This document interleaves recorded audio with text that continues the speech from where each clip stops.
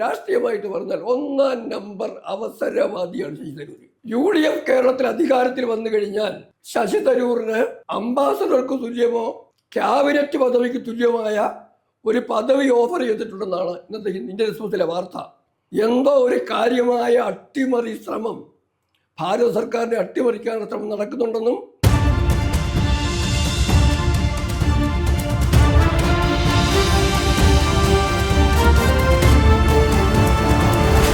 സാറേ, വയനാട് കോൺക്ലേവിൽ ശശി തരൂർ പങ്കെടുത്തിട്ടുണ്ട്. അപ്പോൾ ഈ ശശി തരൂരും രാഹുൽ ഗാന്ധിയുള്ള ബന്ധം ഒരു രാഷ്ട്രീയ നിരീക്ഷകൻ എന്നുള്ള നിലയിൽ എന്നെയും അങ്ങനെയൊക്കെ ഒരു പക്ഷേ കൺഫ്യൂസ്ഡ് ആക്കും. ഒരു പക്ഷേ അങ്ങ് കുറേ കൂടെ പരിണതപ്രജ്ഞനായ പത്രപ്രവർത്തനമായതുകൊണ്ട് എന്നേക്കാൾ നന്നായിട്ടൊക്കെ അങ്ങേക്ക് കാര്യങ്ങൾ മനസ്സിലാകുമല്ലോ. ദീർഘകാലം ദില്ലിയിലൊക്കെ ഉണ്ടായിരുന്ന ആളല്ലേ. അപ്പോൾ ഇവിടെ പ്രശ്നം രാഹുൽ ഗാന്ധിയും ശശി തരൂരും തമ്മിൽ ഒരു സമയത്ത് രാമരാവണ ബന്ധമായിരുന്നു ഉണ്ടായിരുന്നത്. ഇപ്പോൾ വയനാട് കോൺക്ലേവ് കണ്ടിട്ട് അത് രാമലക്ഷ്മണ ബന്ധമായിട്ട് മാറും സംശയം. യഥാർത്ഥത്തിൽ എന്താ ഇതിൻ്റെ പിന്നിലുള്ളത്? ഈ കോൺക്ലേവിൽ എത്തുകയും ശശി തരൂർ ചിരിക്കുകയും ചിരിയുടെ രാഷ്ട്രീയത്തെക്കുറിച്ച് മനോരമ വലിയ പ്രാധാന്യം കൊടുക്കുകയൊക്കെ ചെയ്തിരിക്കുന്ന സാഹചര്യത്തിൽ എന്താണ് അങ്ങയുടെ ഒരു നിരീക്ഷണം? എൻ്റെ നിരീക്ഷണത്തിൽ ആദ്യം തന്നെ എനിക്ക് സാറിനോടൊരു വളരെ വിനയപൂർവ്വം ഒരു വിയോജിപ്പുണ്ട്. രാവണ ബന്ധം, രാമലക്ഷ്മണ ബന്ധം എന്നൊക്കെ പറയുന്നത് ഈ ശശി തരൂരിനെയും രാഹുലിനെയൊക്കെ അവരൊരിക്കലും അർഹിക്കാത്ത വലിയൊരു തലത്തിലേക്ക് സാറ് വളർത്തുക. അതിൻ്റെ ആവശ്യമില്ല. രാമൻ്റെ ശത്രുവായിരുന്നെങ്കിലും രാവണനായിരുന്നു. അതുപോലെ ശ്രീരാമചന്ദ്രനെ കുറിച്ചും രാമനും ലക്ഷ്മണനും അതുപോലെ തന്നെ അവരൊക്കെ ധർമ്മപക്ഷത്തിൻ്റെ അപ്പുറത്തും ഇപ്പുറത്തും നിന്നിരുന്നെങ്കിലും മഹാന്മാരായിരുന്നു. ആ പദവിയിലേക്ക് ഇവരെ രണ്ടുപേരും കൊണ്ടിരുത്തണ്ട. വേണമെങ്കിൽ അംഗദൻ്റെ ബാലിയുടെ മകൻ അംഗദൻ്റെ അനുചരന്മാരായ ആരുടെയും കൂടെ അങ്ങ് ഇവരെ താരതമ്യപ്പെടുത്തിയാൽ എനിക്കതിനകത്ത് പരാതിയില്ല. അതുകൊണ്ട് എൻ്റെ ആദ്യത്തെ പരാതിയാണ്. രണ്ടാമത്, ഇന്നലത്തെ മിനിഞ്ഞാന്ന് 2 ദിവസത്തെ ആ വയനാട് കോൺക്ലേവിൽ കോൺഗ്രസിൻ്റെ പുതിയ രാഷ്ട്രീയ രണതന്ത്രം നിശ്ചയിക്കാനുള്ള ആ സമ്മേളനം, അസംബ്ലി ഇലക്ഷനുമായിട്ട് ബന്ധപ്പെട്ട് അതിലെ വാർത്തയുമായിട്ട് ബന്ധപ്പെട്ടാണ് ഇന്ന് ശശി തരൂർ കേരളത്തിലെ കോൺഗ്രസിൻ്റെ രാഷ്ട്രീയ മുഖ്യധാരയിലേക്ക് തിരിച്ചു വരുന്നു എന്നുള്ള ഒരു വാർത്ത ചില മാധ്യമങ്ങളൊക്കെ വളർത്തിയെടുത്തിരിക്കുന്നത്. പക്ഷെ അവിടെ ഒരു കാര്യം ഞാൻ പറയാം. ഇന്നല്ല, ഒരു ദിവസം മുമ്പ് സൺഡേ എക്സ്പ്രസ്സിൽ ശശി തരൂരിന് ഒരു ആർട്ടിക്കിളുണ്ട്. അത് ശശി തരൂർ ശ്രീനാരായണ ഗുരുദേവനെ കുറിച്ച് എഴുതിയൊരു പുസ്തകത്തെക്കുറിച്ചാണ്. അദ്ദേഹത്തിൻ്റെ പുസ്തകം അടുത്ത കാലത്ത് റിലീസ് ചെയ്തു. വായിക്കാൻ എനിക്ക് സമയം കിട്ടിയില്ല. പുസ്തകത്തെക്കുറിച്ചുള്ള അദ്ദേഹത്തിൻ്റെ ആർട്ടിക്കിൾ ഞാൻ വായിച്ചു.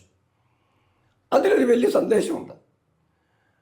ആ ലേഖനം അവസാനിക്കുന്നത് ഭാരതത്തിൽ വളർന്നു വരുന്ന മതപരമായ ഡിവിസീവ്നെസ്, ആ ഡിവിസീവ്നെസ്സിന്, ആ വേർതിരിയലിന് ഹിന്ദുക്കളാണ് ഉത്തരവാദിത്വം എന്ന ധ്വനിയും കൊടുത്താണ് തരൂർ ആ ലേഖനം അവസാനിപ്പിക്കുന്നത്. അവിടെ നമ്മൾ മനസ്സിലാക്കേണ്ട 1-2 കാര്യങ്ങളുണ്ട്. ഒന്ന്, തരൂർ എന്നുകൊണ്ടാണ് ശ്രീനാരായണ ഗുരുവിനെ പഠിക്കാൻ തുടങ്ങിയത്. തരൂർ തന്നെ അവകാശപ്പെടുന്നത് 1980 ലോകം ശ്രീനാരായണ ഗുരുവിനെ അറിയുന്നില്ല, മലയാളികൾ അറിയുന്നുണ്ടെങ്കിലും അദ്ദേഹം തന്നെ കൂടുതൽ പഠിക്കുന്നത് 1980 സിംഗപ്പൂരിൽ നടന്ന ഒരു ഗുരുദേവനുമായി ബന്ധപ്പെട്ടൊരു സെമിനാർ മറ്റുണ്ടായിരുന്നു. അതിലന്ന് പങ്കെടുക്കാൻ വേണ്ടി തയ്യാറാക്കിയ പ്രസംഗത്തിൻ്റെ ആ തയ്യാറെടുക്കലിൻ്റെ ഭാഗമായിട്ടാണ് ഗുരുദേവനെ പഠിച്ചതെന്നാണ്. എനിക്കത് കേട്ടപ്പോൾ സത്യം പറഞ്ഞാൽ തരൂരൊക്കെ അവകാശപ്പെടുന്ന ആ ബൗദ്ധിക ആ സമ്പത്തിൻ്റെ ഒരു വലിയൊരു അവകാശവാദമുണ്ടല്ലോ, അതുപോലും പൊളിയുന്നതായിട്ട് എനിക്ക് തോന്നിയത്. ശ്രീനാരായണ ഗുരുദേവനെ കുറിച്ച് വേണ്ടത്ര ചിന്തിച്ചിട്ടില്ലാത്ത, 980 വരെ ചിന്തിച്ചിട്ടില്ലാത്ത ശശി തരൂരിനെ കുറിച്ച് അദ്ദേഹം ഏത് വിശ്വപൗരനാണെന്ന് പറഞ്ഞാലും, അങ്ങനെ ഒരു പൗരത്വം ഇല്ല, അങ്ങനെ ഒരു പാസ്പോർട്ടും ആർക്കും ഇല്ല, അവകാശപ്പെട്ടാലും എനിക്ക് ബഹുമാനം പോലും തോന്നുന്നില്ല. അവിടെ ഒരു കാര്യം കൂടെ ഞാൻ പറയാം.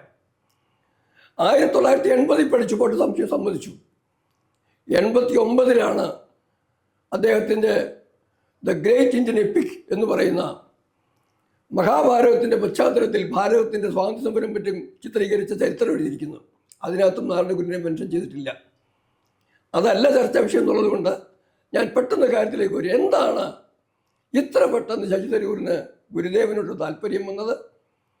ഒരു ജാതി, ഒരു മതം, ഒരു ദൈവം എന്നുള്ള കൺസെപ്റ്റ് പറഞ്ഞാണെങ്കിൽ ഗുരുദേവന് മുമ്പ് ആ കൺസെപ്റ്റ് തെക്കേ ഭാരതത്തിൽ നിന്ന് മുന്നോട്ട് വന്ന ആളാണ് അയ്യാ വൈകുണ്ഠസ്വാമികൾ. അതേ രീതി തന്നെ തമിഴിൽ അദ്ദേഹം പറഞ്ഞിരിക്കുന്നത്. എന്തേ തരൂർ അത് പറയാത്തത്? ഇനി അടുത്ത ചോദ്യം, തരൂരി ഏതാണ്ട് കുറച്ച് മാസങ്ങൾക്ക് മുമ്പ് കേരളത്തിന് മുഖ്യമന്ത്രിയാകാൻ ഉടുപ്പ് ഇട്ടുകൊണ്ട് മലബാർ തൊട്ട് തിരുവനന്തപുരം വരെയുള്ള എല്ലാ ആധ്യാത്മിക കേന്ദ്രങ്ങളിലും സമുദായ കേന്ദ്രങ്ങളിലും ഒരു തീർത്ഥയാത്ര നടത്തി. അങ്ങേക്ക് ഓർമ്മയില്ല അത്? ആ നടത്തിയ കൂട്ടത്തിൽ ശ്രീനാരായണ പ്രസ്ഥാനങ്ങളുമായിട്ട് ബന്ധപ്പെട്ട ഏതെങ്കിലും ഒരു ആശ്രമത്തിൽ അദ്ദേഹം പോയിട്ടുള്ളതായിട്ട് ചൂണ്ടിക്കാണിക്കാമോ? അല്ല സാർ, നമ്മുടെ വിഷയം ഇത് സാർ ഞാൻ പറഞ്ഞു വന്നത് ഇതിൻ്റെ പ്രോബ്ലം എവിടെയാണെന്ന് ചോദിച്ചാൽ ശശി തരൂരിൻ്റെ രാഷ്ട്രീയമാണ്. ഞാൻ അങ്ങോട്ട് തന്നെ വരുന്നു സാർ, ഞാൻ അങ്ങോട്ട് തന്നെ വരുന്നു. അന്നും പോയിട്ടില്ല. അപ്പോൾ അന്ന് പോകാതിരുന്ന ശശി തരൂർ പുതിയ രാഷ്ട്രീയമാണ് ഇപ്പം SNDP ശ്രീനാരായണ ഗുരുദേവനെ കൂടെ കൂട്ടുപിടിച്ചുകൊണ്ട് കേരളത്തിലൊരു രാഷ്ട്രീയ സാധ്യത തേടാനുള്ള പരിശ്രമത്തിൻ്റെ ഭാഗമായിട്ടാണ് ഇക്കാര്യമായിട്ട് വന്നിരിക്കുന്നത്. ആ യാത്രയുടെ കാര്യം ഞാൻ പറഞ്ഞത്. ഒപ്പം തന്നെ ഏറ്റവും പ്രധാനപ്പെട്ട കാര്യം, ശശി തരൂർ എന്ന് പറഞ്ഞാൽ അദ്ദേഹത്തിൻ്റെ ബൗദ്ധിക അല്ലെങ്കിൽ സാഹിത്യപരമായ ഇടപെടലൊക്കെ മാറ്റിവെച്ച് കഴിഞ്ഞാൽ രാഷ്ട്രീയമായിട്ട് പറഞ്ഞാൽ ഒന്നാം നമ്പർ അവസരവാദിയാണ് ശശി തരൂർ. ഒന്നാം നമ്പർ അവസരവാദിയാണ്. ഈ പറഞ്ഞ അദ്ദേഹത്തിൻ്റെ ഗ്രേറ്റ് ഇന്ത്യൻ എപ്പിക്കിൽ ഗാന്ധിയെ അദ്ദേഹം സൂചിപ്പിച്ചിട്ടുള്ളതും പരാമർശിച്ചിട്ടുള്ളതും ഒക്കെ അവിടെ നിൽക്കട്ടെ. ജവഹർലാൽ നെഹ്റുവിനെ ധൃതരാഷ്ട്രമായിട്ടാണ്, അന്ധനായ ധൃതരാഷ്ട്രമായിട്ടാണ്, അധിക്ഷേപിച്ചാണ് ഇന്ദിരയെ നെഹ്റു ധൃതരാഷ്ട്രയുടെ മകളായ 100 അസുരപുത്രന്മാർക്ക് ഒക്കുന്ന പ്രിയ ദുര്യോധനയായിട്ട് പേര് കൊടുത്തിരിക്കുന്നത്. അത് മനസ്സിലാക്കാതെയാണോ രാഹുൽ ഗാന്ധി സോണിയാഗാന്ധിയും ശശി തരൂരിനെ കൂടെ കൂട്ടിയത്? അല്ല, മനസ്സിലാക്കിയിട്ട് തന്നെയാണ്. പക്ഷെ ആ സന്ദർഭത്തിൽ തരൂരിനെ കൂടെ കിട്ടുന്നതാണ് അന്തർദേശീയ ബന്ധങ്ങൾക്ക് പ്രയോജനപ്പെടുന്നു കണ്ടുകൊണ്ടാണ് തരൂരിനെ അന്ന് സോണിയയും രാഹുലും കൂടെ കൂട്ടിയത്. ഇന്ന് അത് കഴിഞ്ഞ് തിരിച്ചു വന്നൊരു സമയം കഴിഞ്ഞപ്പം 4 അക്ഷരം മോദിയെക്കുറിച്ച് നല്ലത് പറഞ്ഞു കഴിഞ്ഞാൽ ഇവിടെ നിന്ന് അങ്ങോട്ട് ചാടാൻ അവസരം കിട്ടിയാൽ അതും തരക്കേടില്ല എന്ന് കരുതുന്ന ഒരാളാണ് തരൂർ. സാറേ, അതിനകത്ത് എൻ്റെ ഒരു അഭിപ്രായം ഞാൻ ചോദിച്ചാൽ, ഓക്കെ, ഇപ്പം ധൃതരാഷ്ട്രയെ നെഹ്റുവുമായി തരൂർ താരതമ്യപ്പെടുത്തിയിട്ടുണ്ടെങ്കിൽ അത് ശരിയാണ്. കാരണം ഈ ധൃതരാഷ്ട്ര ശരിക്കും പറഞ്ഞാൽ ധൃതരാഷ്ട്ര നെഹ്റു ആണോ ഗാന്ധിയാണോ എന്ന് എനിക്കറിഞ്ഞുകൂടാ. ഞാനൊരു ചരിത്ര വിദ്യാർത്ഥി എന്നുള്ള നിലയിൽ പറയുകയാണ്. സ്നേഹപൂർവ്വം മഹാത്മാഗാന്ധി ആലിംഗനം ചെയ്ത സുഭാഷ് ചന്ദ്രബോസ്, സ്നേഹപൂർവ്വം മഹാത്മാഗാന്ധി ആലിംഗനം ചെയ്ത സർദാർ വല്ലഭഭായ് പട്ടേൽ. അപ്പോൾ ധൃതരാഷ്ട്ര പദവി ഒരു പക്ഷേ സ്നേഹം കൊണ്ട് തകർത്ത് കളഞ്ഞത് ഗാന്ധിയാണ്. എനിക്ക് വ്യത്യസ്തമായ അഭിപ്രായമുണ്ട്, അങ്ങേക്ക് വ്യത്യസ്തമായ അഭിപ്രായമാണ്. ഗാന്ധിയെ കുറിച്ചും ആ വിഷയം അതല്ല ഞാൻ പറഞ്ഞു വന്നത്. അപ്പോൾ ഇതിൻ്റെ പ്രോബ്ലം എവിടെയാണെന്ന് ചോദിച്ചാൽ, ഞാൻ സാറിൻ്റെ പറഞ്ഞത്, സാർ ഈ പറയുന്ന കാര്യങ്ങളൊക്കെ ശരി തന്നെ. ദ ഗ്രേറ്റ് ഇന്ത്യൻ എപ്പിക്കിൽ അദ്ദേഹം എഴുതിയിരിക്കുന്ന പരാമർശം അവിടെ നിൽക്കട്ടെ. പക്ഷേ സമകാലിക ഇന്ത്യൻ രാഷ്ട്രീയം പരിശോധിച്ച് നോക്കിയാൽ രാഹുൽ ഗാന്ധി എടുത്ത ദേശവിരുദ്ധമായ ചില നിലപാടുകളുണ്ട്. ഞാൻ അവിടെയാണ് ശശി തരൂരിനെ അടയാളപ്പെടുന്നത്. ശശി തരൂരിൻ്റെ മറ്റു മെറിറ്റിലേക്കൊന്നും ഞാൻ പോകുന്നില്ല. ഇന്ത്യ, അതായത് ഓപ്പറേഷൻ സിന്ദൂർ കഴിഞ്ഞപ്പോൾ നമ്മുടെ രാജ്യം വല്ലാത്തൊരു സ്ഥിതിയിലെത്തി. ആ സാഹചര്യത്തിൽ രാഹുൽ ഗാന്ധി എടുത്തൊരു നിലപാടുണ്ട്. അതായത് വിദേശത്തേക്ക് അയക്കുന്ന കോൺഗ്രസിൻ്റെ പ്രതിനിധികളിൽ കാശിന് കൊള്ളാത്ത കുറേ പാഴ്ജന്മങ്ങളെ ഉൾപ്പെടുത്തിയാണ് അയച്ചത്. എന്ന് പറഞ്ഞാൽ അവിടെ ചെന്ന് എന്തെങ്കിലും കുഴപ്പമുണ്ടാക്കേണ്ടതിൽ ഉണ്ടായിക്കോട്ടെ എന്ന് വെച്ചാണ്. വിദേശ കാര്യവുമായി ബന്ധപ്പെട്ട ഒരു ടീമിനെ രാഹുൽ ഗാന്ധി അയക്കുമ്പോൾ ആദ്യം കൊടുക്കേണ്ട പേര് ശശി തരൂരിൻ്റെ പേരാണ്. എന്തുകൊണ്ട് കൊടുക്കണം? സാർ ഞാൻ പറഞ്ഞ് പൂർത്തിയായിക്കോട്ടെ.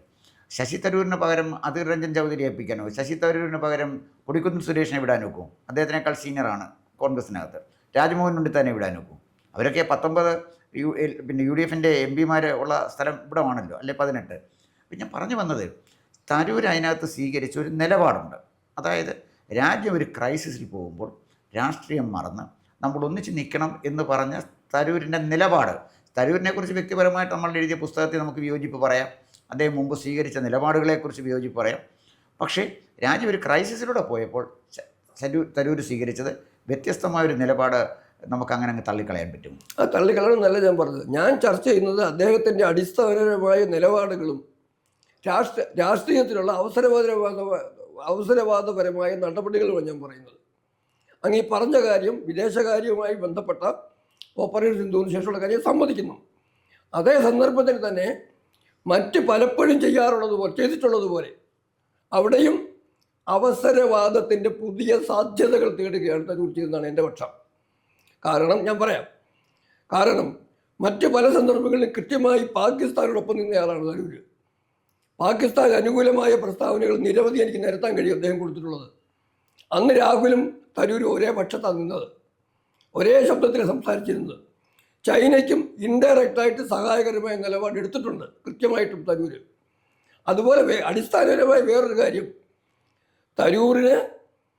തരൂരിനെയും നരേന്ദ്രമോദിയുടെ രാഷ്ട്രീയത്തെ കൂടെ കണക്കാക്കുമ്പോഴത്തേക്ക് ഹൈന്ദവ ദേശീയ സാംസ്കാരികത അടിസ്ഥാനത്തിലുള്ള രാഷ്ട്രീയത്തോടുള്ള തരൂരിൻ്റെ നിലപാടാണ് പ്രധാനം. അല്ലാതെ തരൂർ തൽക്കാലം എടുക്കുന്ന അവസരവാദപരമായ നടപടികളല്ല.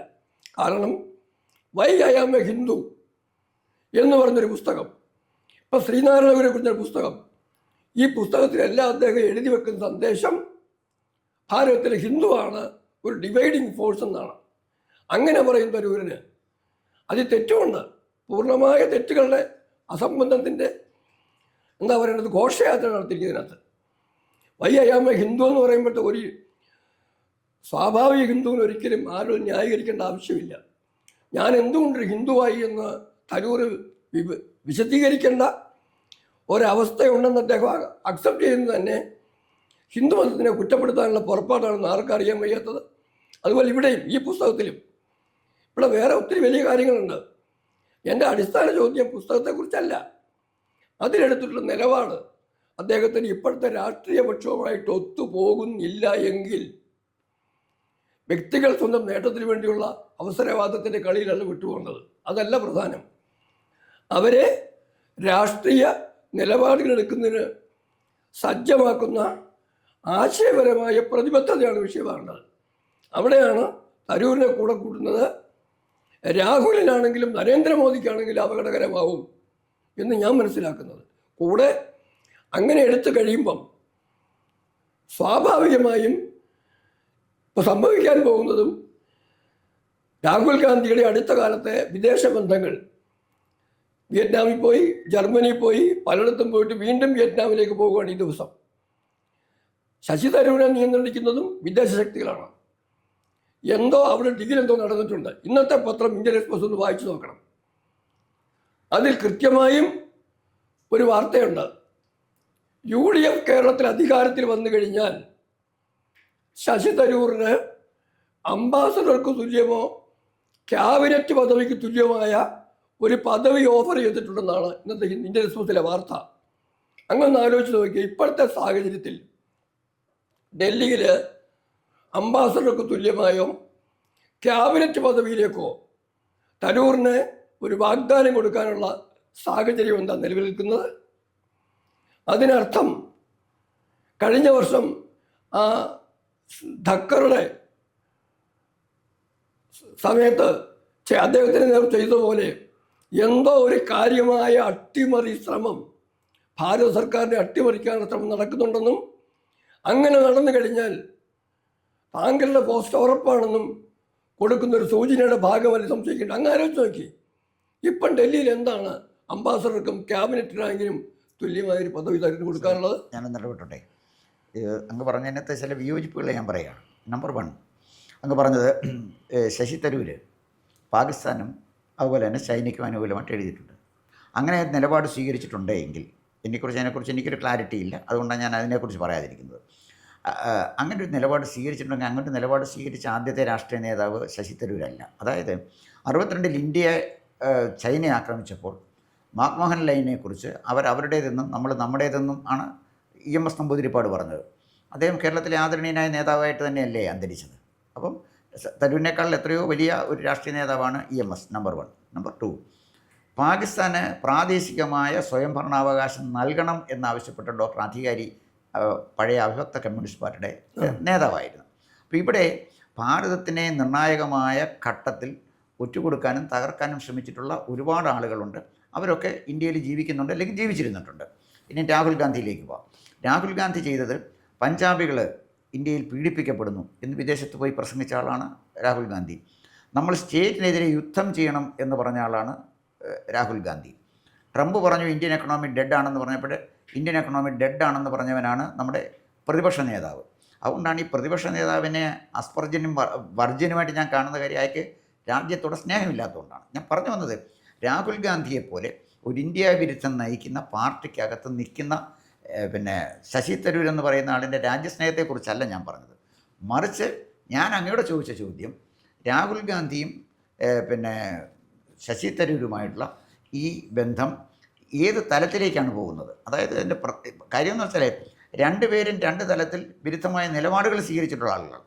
ഇനിയും ശശി തരൂര് മോദി വിരുദ്ധ നിലപാട് സ്വീകരിച്ചതുകൊണ്ട് പ്രത്യേകിച്ച് ഒരു ചുക്കും ചുണ്ണാമ്പും ഇവിടെ സംഭവിക്കാൻ പോകുന്നില്ല. ശശി തരൂരിനെ കേട്ട് ആരെങ്കിലും മോദിയെ വിലയിരുത്തുമോ? ശശി തരൂരും മോദിയെക്കുറിച്ച് നല്ല കാര്യം പറയുമ്പോൾ അത് ശരിയാണെങ്കിൽ ജനങ്ങൾ അംഗീകരിക്കും എന്നുള്ളതല്ലാതെ അതിനപ്പുറത്ത് ശശി തരൂർ ഇന്ത്യയിലെ രാഷ്ട്രീയത്തിൽ പ്രസക്തനായ ഒരാളായിട്ടേ ഞാൻ കരുതുന്നില്ല. കേരള രാഷ്ട്രീയത്തിൽ പോലും പ്രസക്തനല്ല. ഇപ്പോൾ അങ്ങ് പറഞ്ഞതുപോലെ ശശി തരൂർ അംബാസഡർ പദവിയിലേക്ക് പോകാൻ പറ്റും. അത് അങ്ങ് സമകാലികമായ ചില നിയമനങ്ങൾ നോക്കണം. കേരളത്തിൻ്റെ അംബാസഡറായിട്ടാണ്, അല്ല ഞാനത് പറഞ്ഞത്, കേരളത്തിൻ്റെ അംബാസഡറാണ് KV തോമസ് അവിടെ കഴിയുന്നത്. KV തോമസിൻ്റെ കസേര അവിടെ കിടപ്പുണ്ട്. അവിടെ പോയി ശശി തരൂരിന് ഇരിക്കാം എന്നുള്ളതല്ലാതെ, എന്ന് പറഞ്ഞാൽ ശോഭന ജോർജിൻ്റെ കസേരയിൽ P ജയരാജൻ എന്ന് പറയുന്ന പരിണതപ്രജ്ഞനോ അല്ലെങ്കിൽ സീനിയറായ കമ്മ്യൂണിസ്റ്റുകാരൻ പോയി ഇരുന്നില്ലേ? അവിടെ നേരത്തെ ഇരുന്നത് ശോഭന ജോർജ് ആയിരുന്നല്ലോ. അപ്പോൾ അതുപോലെ KV തോമസിന് മുൻഗാമിയാകാം എന്നല്ലാതെ കേരള ഗവൺമെൻറ്റിന് എന്തോ അംബാസഡർ പദവിയാണ് കൊടുക്കാൻ പറ്റുന്നത്? ഒന്നും കൊടുക്കാനില്ലെന്ന് ശശി തരൂരിനും അറിയാം, എനിക്കും അറിയാം. അങ്ങ് നമ്മുടെ കേരളത്തിൽ ജീവിക്കുന്ന ഒരുമാതിരി ബുദ്ധിയുള്ള ആളുകൾക്കൊക്കെ മനസ്സിലാക്കാവുന്നൊരു കാര്യമല്ലേ ഉള്ളൂ. പ്രശ്നം അതല്ല. ഇവിടെ ശശി തരൂർ ഈ വയനാട് കോൺക്ലേവിലേക്ക് പോയപ്പോൾ അത് കേരള രാഷ്ട്രീയത്തിൽ മൗലികമായ മാറ്റങ്ങൾ ഉണ്ടാക്കും. ശശി തരൂരും രാഹുൽ ഗാന്ധിയുമായുള്ള ബന്ധത്തിൻ്റെ എന്തെങ്കിലും വ്യത്യാസം സംഭവിച്ചിട്ടുണ്ടോ എന്നുള്ളതാണ് എൻ്റെ ചോദ്യം. അല്ല, ആ ചോദ്യത്തിനകത്ത് ഈ പല കാര്യങ്ങൾക്കും സമയക്കുറവിന് മറുപടി സമയമില്ല. ഒന്നാമത് ഈ അംബാസഡർ പദവി എന്ന് പറയുന്നത് വാഴപ്പള്ളി പഞ്ചായത്തിൻ്റെ അംബാസഡറായിട്ട് വിട്ടാലല്ല ശശി തരൂർ പോകുന്നത്. അത് ഞാൻ പറഞ്ഞ സ്റ്റാൻഡിൽ ഇപ്പം നിൽക്കുന്നു. ശശി തരൂരിന് കൊടുത്ത ഓഫർ അന്തർദേശീയ തലത്തിലുള്ള ഗൂഢാലോചനയുടെ ഭാഗമായിട്ട് അട്ടിമറി ഉണ്ടായിക്കഴിഞ്ഞാൽ ഉണ്ടാകുമെന്നുള്ള സാധ്യത ചൂണ്ടിക്കാണിച്ചുകൊണ്ട് പുതിയ സർക്കാരിൻ്റെ സംവിധാനത്തിൽ കേന്ദ്ര ഗവൺമെൻറ്റിൻ്റെ അംബാസഡറോ ക്യാബിനറ്റിലെ പദവിയായിരിക്കും ഓഫർ ഉണ്ടാവുക. അതാണ് എൻ്റെ വിശ്വാസം. അതോടെ നിൽക്കട്ടെ. പിന്നെ ഇമ്പാക്റ്റിനെ സംബന്ധിച്ച് പറയുമ്പോൾ കേരളത്തിലെ ഇമ്പാക്റ്റ് പറയുമ്പോൾ കേരളത്തിൽ ഇപ്പോഴത്തെ ഒരു പരിശ്രമം എന്ന് പറയുന്നത് ഒരു കാസ്റ്റ് കൺസോളിഡേഷനാണ്. ആ കാസ്റ്റ് കൺസോളിഡേഷന് സുകുമാരൻ നായർ ഇടതുപക്ഷത്തോട് നീങ്ങിയ ഘട്ടം വന്നപ്പം പറ്റുന്നവരെല്ലാം കൂട്ടി യോജിപ്പിച്ചുകൊണ്ടുള്ള ഒരു caste dynamics, caste realignment ഉണ്ടാക്കി കഴിഞ്ഞാൽ അത് കോൺഗ്രസിന് പ്രയോജനപ്പെട്ടേക്കാം എന്നുള്ള കണക്കൂട്ടലിലാണ് ഇപ്പോൾ ശശി തരൂരിനെ ആണെങ്കിലും രമേശ് ചെന്നിത്തലയാണെങ്കിലും സതീശനെ ആണെങ്കിലും വേണുഗോപാലിനെയാണെങ്കിലും എല്ലാം ഒരേ പ്ലാറ്റ്ഫോമിൽ കൊണ്ടുവന്നിട്ട് ഒരു പരിശ്രമത്തിൻ്റെ ഭാഗമാണ് നടക്കുന്നത്. ഇപ്പോഴും നിങ്ങൾക്കറിയാം, തിരുവനന്തപുരമാണ് ഏറ്റവും വലിയ ചലഞ്ച്. പ്രത്യേകിച്ചും BJPയുടെ ഭാഗത്തുനിന്ന് തിരുവനന്തപുരത്തുണ്ടാകുമ്പോൾ ചലഞ്ചിനെ നേരിടാനുള്ളൊരു മാർഗമായിട്ടായിരിക്കാം എന്തെങ്കിലുമൊക്കെ ഓഫർ കൊടുത്ത് തരൂരിനെ തൽക്കാലം കൂടെ നിർത്തുന്നത്. കാരണം കൃത്യമായും എന്തൊക്കെ പഞ്ചായത്ത് ഇലക്ഷൻ്റെ പേരിൽ കണക്കൂട്ടി വന്നു കഴിഞ്ഞാലും ഈ സംവിധാനം ഇങ്ങനെ പോവുകയാണെങ്കിൽ, അതായത് ഒരു പരിധി വരെയെങ്കിലും നായർ സമുദായത്തിൻ്റെ വോട്ടുകൾ കോൺഗ്രസിന് നഷ്ടപ്പെടുന്നു. അത് BJPക്കാവാം, LDFനാവാം. ആ സാഹചര്യം വരുന്നത് അപകടകരമായ, ഇപ്പം ഈ പറഞ്ഞ അദ്ദേഹത്തിൻ്റെ ആ ഒരു പബ്ലിക് ഏജൻസിയിൽ ആളുണ്ടല്ലോ, പ്രൈവറ്റ് ഏജൻസി, എന്താ കൊടകലു, ഇപ്പം റിപ്പോർട്ട് കൊടുത്ത KPC കേരളത്തെ കുറിച്ച് കൊടുത്തയാൾ, അദ്ദേഹത്തിൻ്റെ റിപ്പോർട്ടിൽ തന്നെ നമ്മൾ പബ്ലിക് കാണുന്ന റിപ്പോർട്ട് ആയിരിക്കണമെന്നില്ല കോൺഗ്രസ് സമ്മേളനത്തിലും കോൺഗ്രസ് കോർ കമ്മിറ്റിയിലും അവതരിപ്പിച്ചത്. ഇവിടെ സാധ്യതകളുടെ 100 വോട്ടുകളുടെ 100 സീറ്റുകളുടെ സാധ്യത കാണിക്കുന്നെങ്കിൽ അവിടെ കാണിക്കുന്നത് 50-ൽ കവിഞ്ഞു പോകാൻ സാധ്യതയില്ലെന്നും ആകാം, നമുക്കറിയില്ല. അങ്ങനെ വരുമ്പം ഒരു സോഷ്യൽ എഞ്ചിനീയറിംഗിൽ കൂടെ നായർ കമ്മ്യൂണിറ്റിക്കകത്ത് ഒപ്പീനിയൻ മേക്കേഴ്സ് എന്ന് പറയാവുന്ന കുറേ പേരെ കൂടെ തിരിച്ചു കൊണ്ടുവന്നിട്ട് സുകുമാരൻ നായർക്കൊരു കൗണ്ടറായിട്ടാണ് UDF സ്വാഭാവികമായും തരൂരിനെ കൂടെ ആ കൂട്ടത്തിൽ കൂട്ടിയിരിക്കുന്നുള്ളതാണ്. അതിന് തരൂരിന് കൊടുത്തിട്ടുള്ള എന്തെല്ലാം ഓഫറാണെന്നും വാഗ്ദാനമാണെന്നും തരൂർ എവിടെയാണ് കോംപ്രമൈസ് ചെയ്തിരിക്കുന്നുള്ളതും കാലം തെളിയിക്കട്ടെ.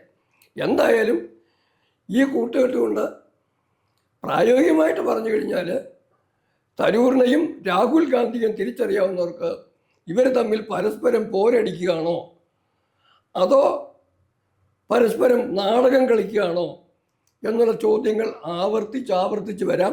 ആ ചോദ്യങ്ങൾക്ക് മറ്റാരും ഉത്തരം കൊടുത്തില്ലെങ്കിലും ഇടതുപക്ഷ ജനാധിപത്യ മുന്നണി കൃത്യമായ ഉത്തരം ജനങ്ങളിലേക്ക് എത്തിച്ചിരിക്കും. ആ ഉത്തരങ്ങളിൽ ശബരിമല കൊള്ളക്കേസിലെ കോൺഗ്രസ് ബന്ധവും ശശി തരൂർ നരേന്ദ്രമോദിക്കും സപ്പോർട്ട് കൊടുത്തതും രാഹുൽ ഗാന്ധിയുടെ പല കാര്യങ്ങളിലുള്ള അബദ്ധജടിലമായ പ്രസ്താവനകളും എല്ലാം ചർച്ചയിൽ വരാം. അതുകൊണ്ട് തരൂർ ഇപ്പോഴും കൊണ്ട് പോകുക എന്ന് പറയുന്നത് രാഷ്ട്രീയ ചർച്ചകളെ സജീവമാക്കുന്നതിനുള്ള ഒരു സാധ്യതയാണെന്നും അതോടുകൂടി ഇവർ രണ്ടുപേരും കൃത്യമായും തുറന്നു കാട്ടപ്പെടുമെന്നും രാഹുലിനെ ഒരു രാജ്യദ്രോഹിയായിട്ടും ശശി തരൂരിനെ ഒരു നാലാംകട അവസരവാദി രാഷ്ട്രീയക്കാരനായിട്ടും എടുത്തു കാണിക്കുന്ന ഒരു അവസരമാണ് വരാൻ പോകുന്നതാണ് എൻ്റെ പക്ഷം. ഓക്കെ സാർ, നമുക്ക് കാത്തിരുന്ന് കാണാം. എന്തായാലും വയനാട് കോൺക്ലേവിൽ ശശി തരൂർ പങ്കെടുത്തു. ഇതുവരെ ഉണ്ടായിരുന്ന പിണക്കമൊക്കെ മാറി താൻ പൂർവാധികം ശക്തമായി കോൺഗ്രസിൽ തുടരും എന്ന് അദ്ദേഹം അവകാശപ്പെടുന്നു. പണ്ടും തരൂർ കോൺഗ്രസ്സുകാരനല്ലായിരുന്നു, അതുകൊണ്ട് തന്നെ അത് പോയിക്കോട്ടെ. എന്തായാലും ശരി, ഈ വയനാട് കോൺക്ലേവ് തീർച്ചയായിട്ടും കേരള രാഷ്ട്രീയത്തിൽ പ്രത്യേകിച്ച് ഇപ്പോൾ നടക്കാൻ പോകുന്ന തെരഞ്ഞെടുപ്പിൻ്റെ പശ്ചാത്തലത്തിൽ അതിൻ്റെ രാഷ്ട്രീയ പ്രാധാന്യമുണ്ട് എന്ന് അങ്ങും വിശ്വസിക്കുന്നു, ഞാനും വിശ്വസിക്കുന്നു. ബാക്കി നോക്കാതിരുന്നു. കൂടുതൽ വാർത്തകളും വിശേഷങ്ങളും നേരിട്ട് ലഭിക്കാൻ ജനങ്ങളിൽ നിന്ന് ജനങ്ങളിലേക്ക് ജനഭൂമി ന്യൂസ് സബ്സ്ക്രൈബ് ചെയ്യൂ. ബെൽ ബട്ടൺ അമർത്താനും മറക്കരുത്.